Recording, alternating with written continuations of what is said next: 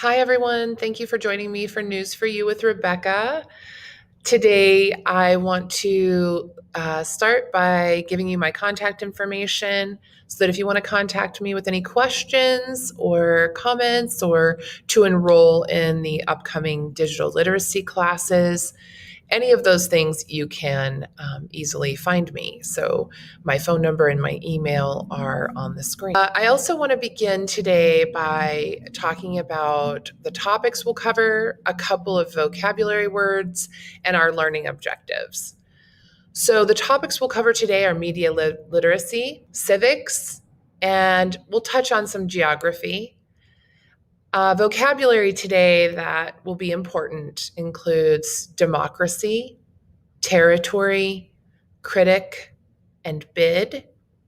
And our learning objectives are understand the connection between democracy and freedom, understand the importance of the press, understand the importance of sources and bias in the media, and understand where Hong Kong is in China and the world.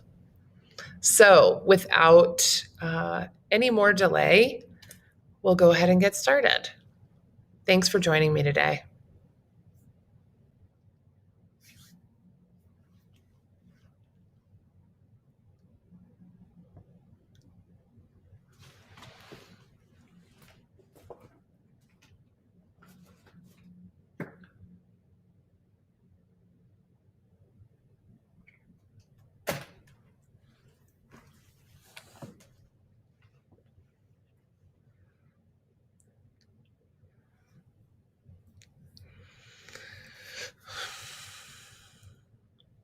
Good morning, everyone, and thank you for joining me for News for You with Rebecca. Today, we are going to take a look at the current issue of News for You. And that current issue, I'll just go to the main page. And the current issue has articles on lots of current events, as newspapers do. And so News for You is no different, right? The national story is the high-rise collapse that happened near Miami.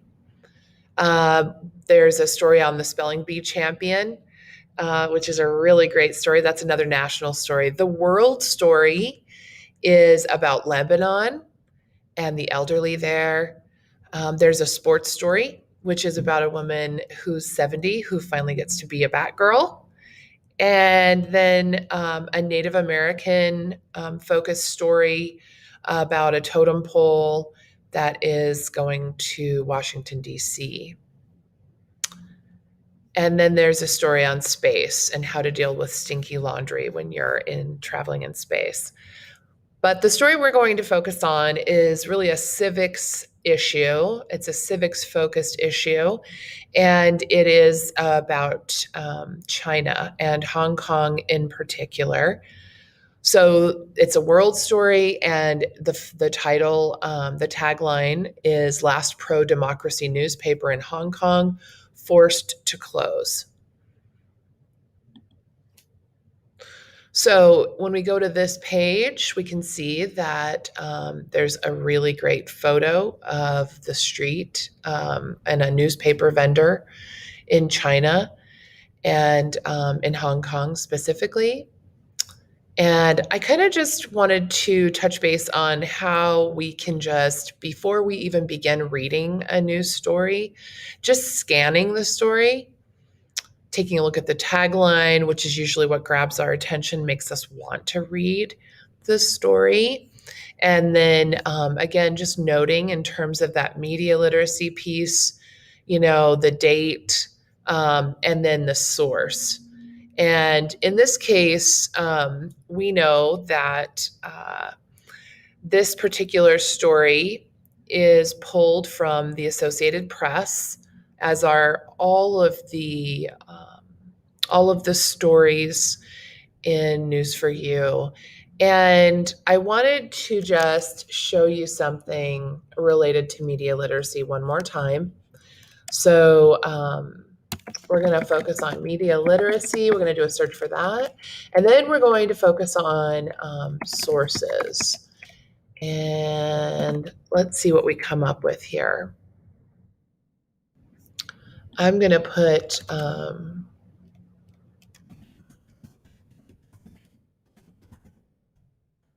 spectrum, right? So we talked about bias in the past. And I want to just point out to you, anytime you're searching the web, you want to pay attention to the websites and are they .orgs, which means organization, which means nonprofit, usually trustworthy, although you can always, do a little research or vet the particular organization that published that information, and just make sure they are a legitimate nonprofit, and then take a little time to get to know their mission and values so that you understand exactly what their bias might be, because there certainly are nonprofits that have bias as well.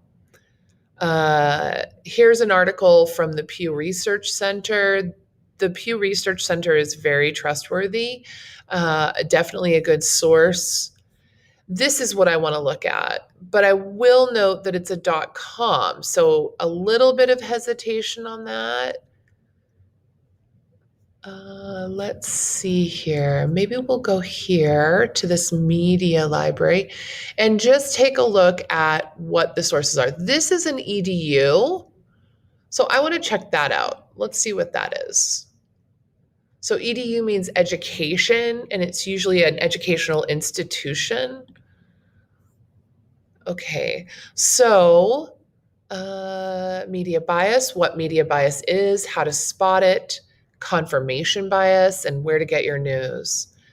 Confirmation bias is interesting, and I think it's great that they address it here, because confirmation bias definitely talks about, it's basically like, well, let's see what they say. Confirmation bias is tricky. It basically says that we tend to seek out sources that confirm our existing bias. So I think it's good to read different perspectives, but I'm going to click on this chart, and that's what I try to do so that I can form my own opinions on things. So I'm trying to open this. It's taking a minute. Try to be more patient. Okay, so we're going to accept this, and we're going to click on here, and I'm going to click on that and see if I can make it a bit bigger. Okay, this is exactly what I wanted to show you. So you can see over here, most extreme left sources, most extreme right sources, and in the middle, what falls in the middle. So the least amount of bias to the right or to the left. And one way that I am like, let's see where these guys, let's see where these, this source is coming from. And I can see here, this is adfontsmedia.com. And I'm just going to close that. And I can go down here and see these guys are based in Lafayette, Colorado. What's the source for this chart? Well, we can download it. So if it's difficult for me to verify their perspective, because who are they to say, right? Then I can look at it myself, and based on my own experience, I can say, well, okay, I do know. So what do I read, right? And look, we all know the Inquirer with an E at the front, right? That is a less reliable source of information. And they're saying that falls to the right a bit.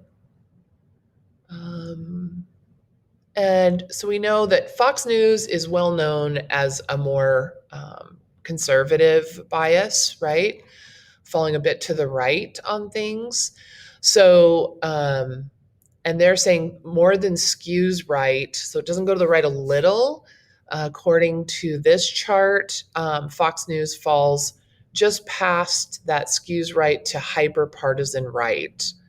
And then, of course, the New York Post is also known as a pretty biased to the right, and they're saying that skews right. And then we can look over on the left. And so when I'm getting different perspectives, I usually look at Fox, and then I also will look at Slate, and they're saying that skews left. What goes really far left is going to be, for example, Occupy Democrats. The Jacobin is a little more hyper partisan left. And InfoWars is going to be most extreme right. And I have to say, I don't know these sources. But what I wanted to show you, because I just think this is a great resource, and you can see here in the middle, the Wall Street Journal, the Hill. Wall Street Journal's veering towards skews right. Bloomberg is in the middle.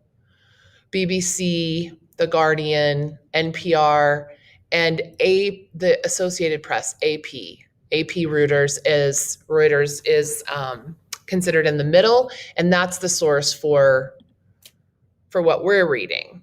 So this photo is from the Associated Press, and I love looking at photos of the world, international photos from other cultures, because it gives me some sense of what life is like there and what's different.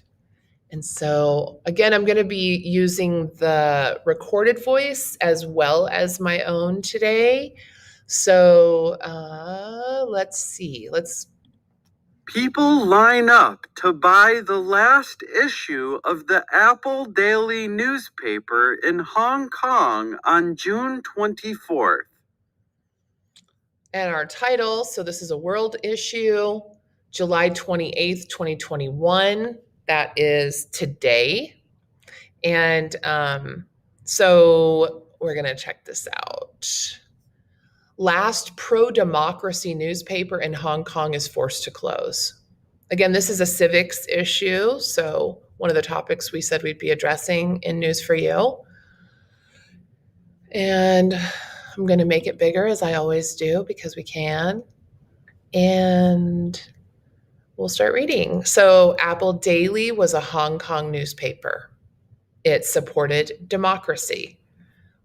Lately, it had become a critic of China's efforts to limit freedoms in Hong Kong. It was the only print newspaper of its kind left in the city. Last month, the paper shut down. Readers lined the streets to buy it. 1 million copies sold out by 8:30 a.m.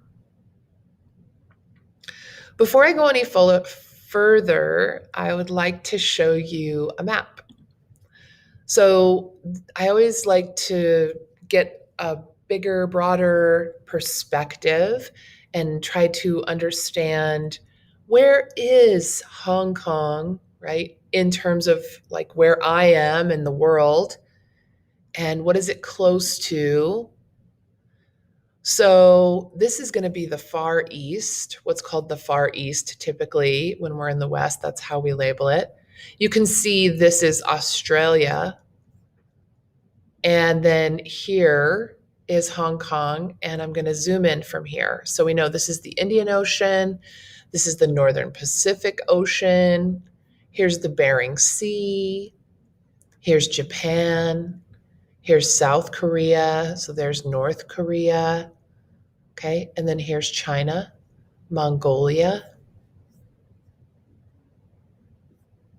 Kazakhstan, Pakistan, India, Nepal, Myanmar, Thailand, and Vietnam, and the Philippines. All right, so I'm going to zoom in. So we're getting closer to Hong Kong and all the different provinces of China. Zooming in. So it's right on the ocean, near Macau. Zooming in more. It's almost like an island, almost separate from the mainland. Yeah, you can see it's an island. So you can see it's only accessible by bridges. So that's interesting. It's sort of separate from the rest of the land. And then there's a quick little fact here. Hong Kong, officially the Hong Kong Special Administrative Region of the People's Republic of China, is a metropolitan area, so a city, and Special Administrative Region of China on the eastern Pearl River Delta in the south of China. And so it's essentially like a giant city. It says it's a metropolitan area and a special administrative region. So part of the government somehow, but they don't really go into those details. So I would be interested in learning even more. And so you can always do your own research. All right, so we'll go back. So we already read this part about the newspaper and that it was pro-democracy. And democracy is a noun. It's a form of government where people choose leaders by voting. So the same as America, right? Same as the United States. Lately, this newspaper had started criticizing China's restrictions on various freedoms in Hong Kong. And so it was the only print newspaper left in the city, and the paper's shutting down. But despite the fact that there's a lot, even though there's so many people who still want to read it. So here we go. Broken promise. China took control of Hong Kong from Britain in 1997. So Britain is England and the British Crown. And so Hong Kong was colonized by the British, and China took it over from Great Britain in 1997. It said the territory could keep its own legal and finance systems until 2047. So it's 2021. So for 26 more years from now. And it's considered a territory, and territory is a noun, area of land that belongs to or is controlled by a government. That agreement is known as one country, two systems. Many people in Hong Kong feel that promise has been broken. China is taking more control over Hong Kong. Critics of the government are no longer allowed. In 2019, there were huge protests in Hong Kong. In 2020, last year, China pushed Hong Kong lawmakers to pass a new national security law. And the law gave leaders many powers to arrest critics. China also changed Hong Kong voting laws to keep critics out of office. A major milestone.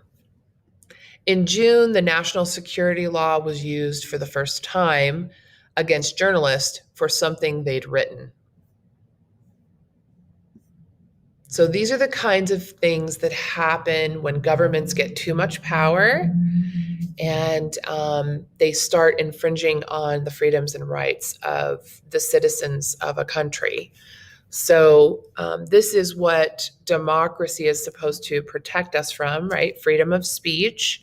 And the government is restricting that right in Hong Kong, which they probably were already doing in China, and now they're starting to do it in Hong Kong. Police arrested top staff at the Apple Daily, which is this newspaper the article is about. They searched its offices. They froze $2.3 million of the paper's assets, so their money, their bank accounts, probably equipment. That means the paper couldn't use that money, and those events made the paper shut down for good. Why does it have to end up like this? Asked Apple Daily worker Nixon Ning. I don't know how to pronounce NG as a name. I know that there's a specific sound that makes in Chinese, but I don't know what that is. I could Google it. What sound does NG make in English? Let's see if we can.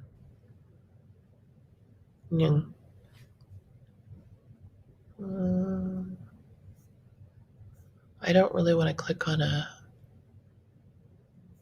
I was hoping there would just be a quick. Let's see if I can click this and find out. I was hoping there'd be a recording. Oh, good. Hmm. Ooh.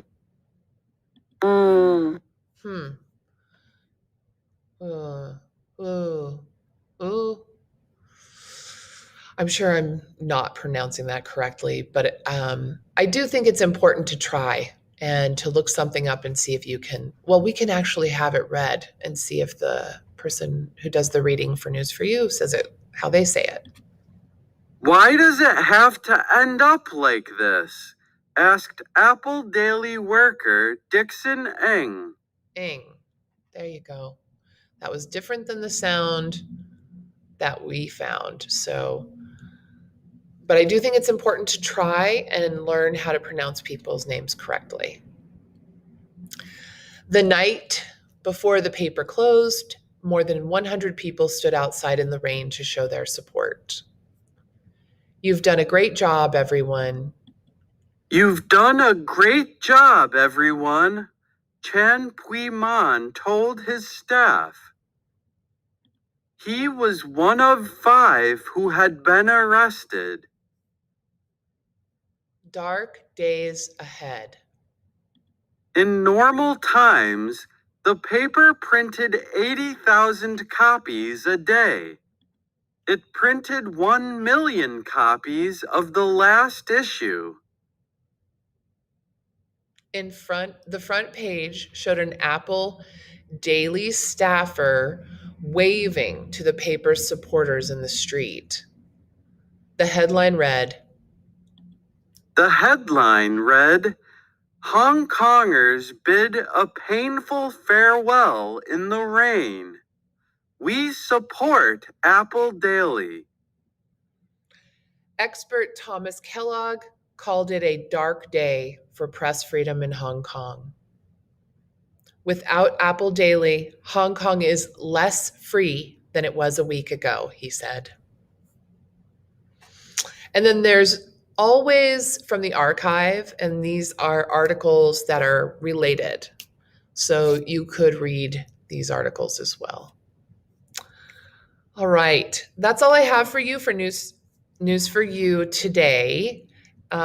I do want to just show you something quickly that we have coming up in adult learning at the library.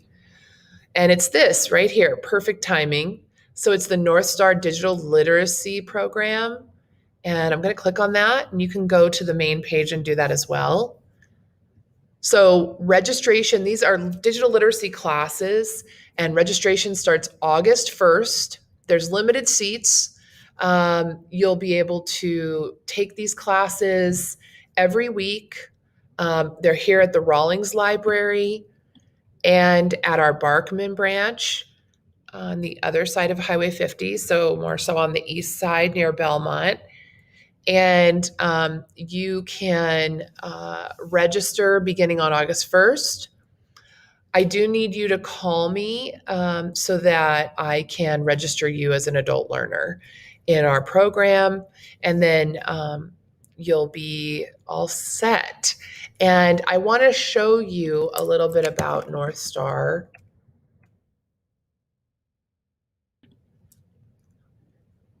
And some of the things you'll be learning. So, basic computer skills, email, Microsoft Word, and career search skills. Okay. So, some of the basic computer skills.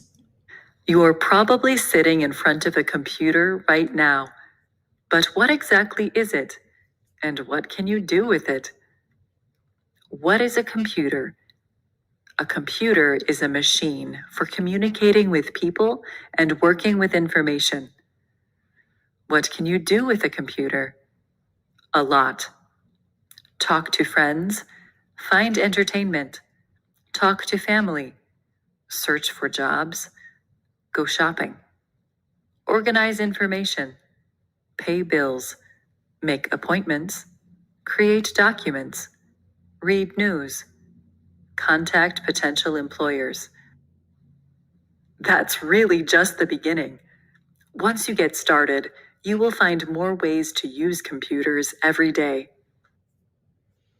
So that just gives you an example of some of the information that we'll be covering in those classes: email, basic computer skills, and then Microsoft Office and career search. And then I think they're building up to some Google skills as well. So those are structured classes. There'll be an open lab to support those. And then you can come in and take a computer test that's proctored and earn certificates to show employers. So you can upskill your computer knowledge and then take those to your employers and say, look what I did. And I took this free class, and those classes are all free. And then you can earn certificates and possibly earn more money and get promotions. And then the other thing you can do is use those certificates to get new jobs. So we're really excited to be offering that. The classes begin August 30th. Registration opens August 1st. And you can always call me or email me 719-553-0206, or email me. And I want to show you, let's just go really quickly to the adult learning page, and we're going to go to library services, adult learner program, and then we're going to take a look here for my contact information, which is right here. Okay. And then these are some of the ways we can support you in the adult learning program. And then I do know also that Crystal Talley, our digital resources and technology librarian, will be offering some open labs for basic computer skills as well. Those are unstructured and not proctored, but those are great for learning how to use our digital resources, stuff like that. But the North Star classes are a little different, and they're more structured and meant to help you get a job or get a better job or earn more money. So improve your resume. So definitely reach out for more information about that. And we look forward to hearing from you. Thanks for joining me today. Hi, adult learners. Thanks again for joining me today for News for You with Rebecca. It seemed important to point out a couple of things before we wrap up today. Bias, or the way a newspaper presents information, can be different depending on the culture you live in. So, for example, the article we read today about the pro-democracy newspaper in Hong Kong being shut down by the Chinese government, their bias, or the way that they leaned and presented information, was not a pro-left or pro-right bias the way that we have here in the United States. So it gets complicated. And so I wanted to point that out to you. So in China, the government is communist. So what's considered the middle could be very different there. And so something that's pro-democracy, that would be considered